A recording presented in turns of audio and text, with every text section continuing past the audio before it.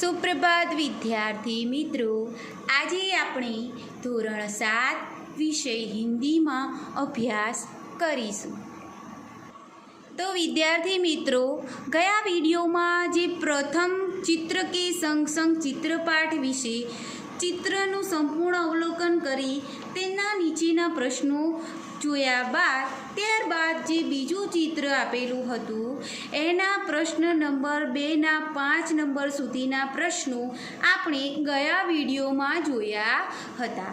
આજે આપણે પ્રશ્ન નંબર 3 टायर फटा घटना के संदर्भ में आपने चर्चा की. आप भी ऐसी किसी आंखों देखी घटना के बारे में बताइए. અહીંયા આપણે ચિત્ર પહેલું અને ચિત્ર બીજું જોયા બાદ તેના નીચેના પ્રશ્નો જોયા. તો ચિત્ર 2 જે આપેલું છે તેમાં જે ઘટના થઈ છે તેમાં મેં તમને ગયા વિડીયોમાં બતાવ્યું હતું કે ટાયર ફાટવાના કારણે આ બધી જે અવ્યવસ્થા ઊભી થઈ હતી, આવી જ અવ્યવસ્થા કે આવી કોઈ દુર્ઘટના, તેને દુર્ઘટના કહેવાય ને, ટાયર ફાટવાના કારણે કેટલું બધું નુકસાન થયેલું છે એ તમે ચિત્રમાં જોઈ શકો છો. બરાબર છે. ફુગ્ગાવાળાના ફુગ્ગા ઉડી ગયા, શાકભાજીવાળી છે તેના જે ટોપલી છે તે પડી ગઈ છે, બરાબર છે, કુંજળીવાળી.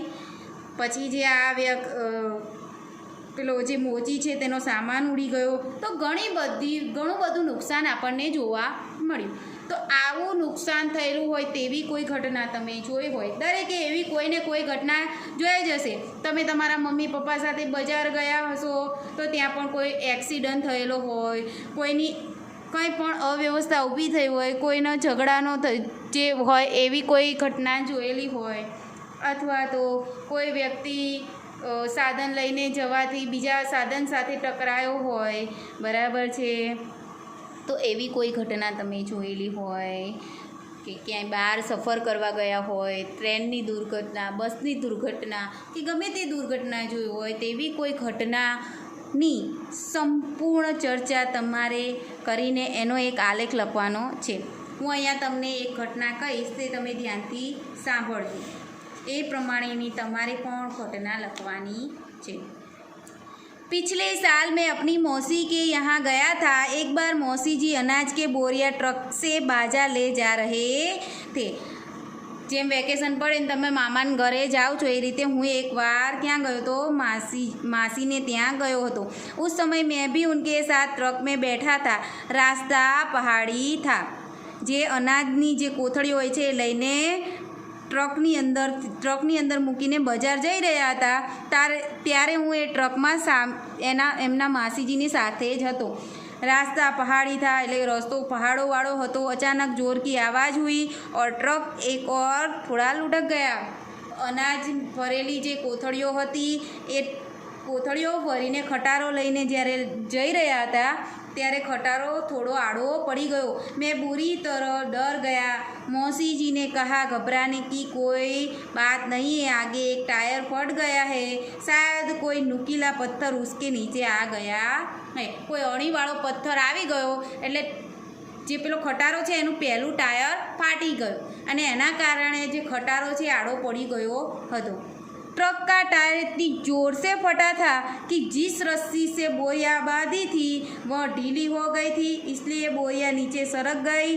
यदि ट्रक थोड़ा और आगे चलता तो ये बोरिया नीचे गिर जाती. उस घटना से नुकसान तो कुछ नहीं हुआ, लेकिन उसकी याद आज भी मुझे डरा देती है. આ રીતે જે ખટારો ટાયર જોરથી ફાટ્યો હતો એના લીધે જે દોરડાથી બાંધેલી હતી કોથળીઓ એ ઢીલી થઈ ગઈ, એટલે અમુક જે કોથળીઓ હતી એ નીચે આવી ગઈ હતી. પણ જો ખટારો થોડો આગે જઈને પડી જતો તો બહુ જ નુકસાન થાત, કારણ કે બધી જ કોથળીઓ નીચે પડી જાય. તો આજે પણ જ્યારે મને આ ઘટના યાદ આવે છે ત્યારે ડરી જાઉં છું. હું ડરી જાઉં છું આ ઘટનાને યાદ કરીને. તો અહીંયા જે મેં ઘટના તમને બતાવી એવી તમે કોઈ ઘટના તમારી આંખોથી જોઈ હોય તો એ ઘટના તમારે અહીંયા પ્રશ્ન નંબર 3માં તમારી નોટબુકમાં લખવાની છે। બરાબર। હવે આપણે સ્વાધ્યાયનો પ્રશ્ન નંબર 1 જોઈશું। બરાબર।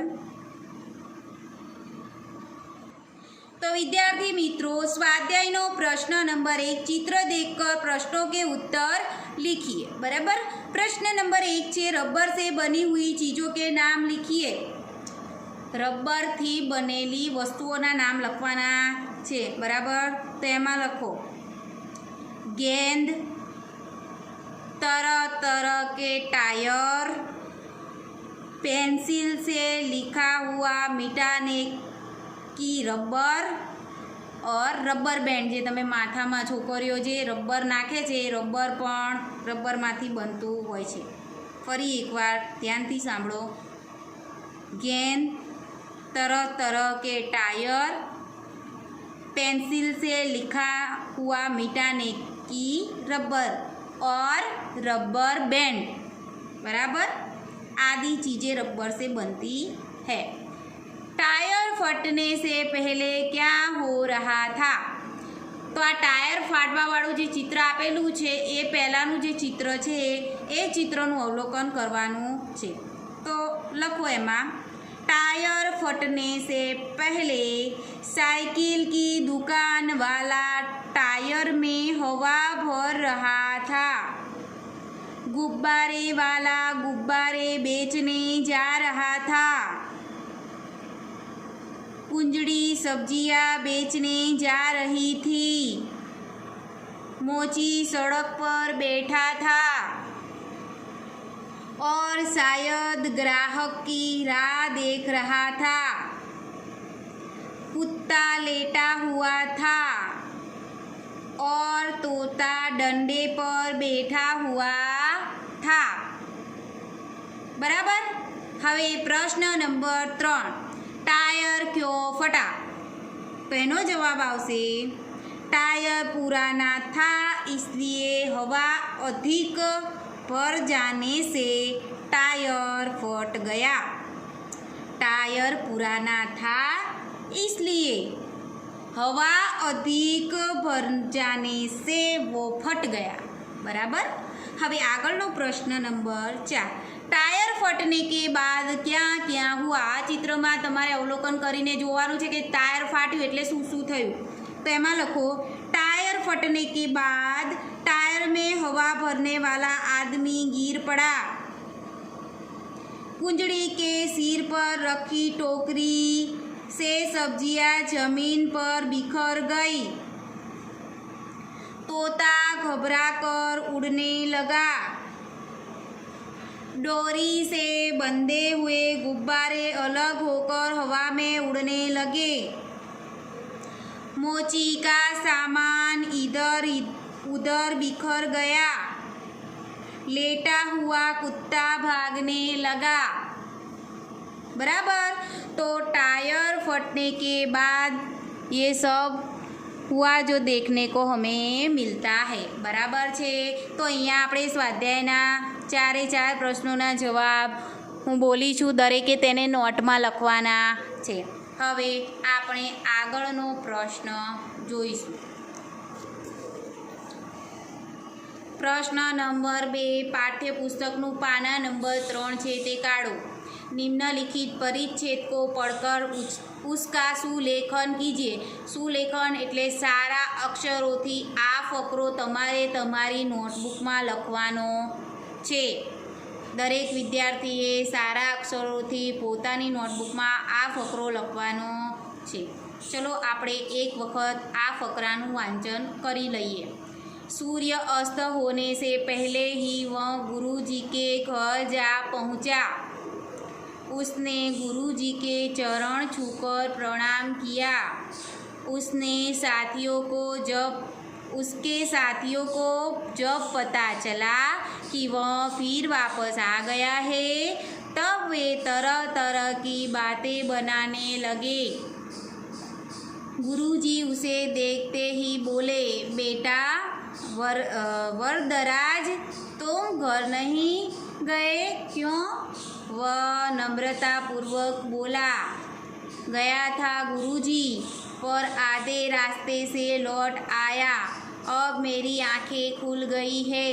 मैंने निश्चय किया है कि मैं पूरी लगन और परिश्रम से पढ़ूंगा। आज से आपको कभी कुछ कहने का अवसर नहीं दूंगा। અહીંયા આ ફકરો પૂર્ણ થાય છે। હવે આ ફકરો તમારે નોટબુકમાં જોઈને લખવાનો છે। આગળનો પ્રશ્ન આપણે જોઈએ। પ્રશ્ન નંબર 3, चित्रों को देखकर दोनों में क्या क्या अंतर है ढूंढकर बताइए। बराबर, चित्रने ध्यानથી જુઓ અને ધ્યાનથી જોયા બાદ બંનેમાં શું વિવિધતા છે, શું અલગતા છે, આ ચિત્રમાં શું છે અને આ ચિત્રમાં શું છે તે ધ્યાનથી જોયા બાદ તેમાં શું અલગ છે તે બતાવવાનું છે અને તે લખવાનું છે। ખ્યાલ આવ્યો દરેકને? તો વિદ્યાર્થી મિત્રો, આપણે આ બંને ચિત્રોને ધ્યાનથી જોઈશું અને તેમાં જે અલગતા છે, વિવિધતા છે તે બતાવીશું। બરાબર, તો તમે ધ્યાનથી ચિત્રને જુઓ। મેં અમુક જગ્યાએ ગોળ રાઉન્ડ કરેલું જોવા મળે છે, દેખાય છે દરેકને?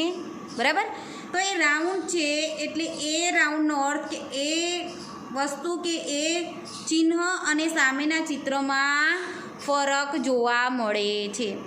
દાખલા તરીકે મેં અહીંયા ચિત્રમાં ગોળ કરેલું છે, તો સામેનું ચિત્ર જુઓ તમે, આ ચિત્ર અને આ ચિત્ર અલગ છે। આ માછલી અને આ માછલીમાં ફરક છે, કારણ કે અહીંયા 1 આપેલું છે તો અહીંયા 2 આપેલું છે, જે 2 લીટા આપેલા છે માછલીમાં। પછી એ જ રીતે આ ફૂલમાં રાઉન્ડ કરેલું છે તો આ ફૂલ અલગ છે, આ ફૂલ અને આ ફૂલ અલગ જોવા મળે છે। પછી આ માછલી જે દેખાય છે ડાબી સાઈડ, જમણી સાઈડ જઈ રહી છે અને આ માછલી છે ડાબી સાઈડ જતી જોવા મળે છે। તો જ્યાં જ્યાં પણ મેં રાઉન્ડ કરેલા છે એ રાઉન્ડવાળું ચિત્ર અને સામેલા રાઉન્ડવાળું ચિત્રમાં ફરક જોવા મળે છે। ખ્યાલ આવ્યો દરેકને?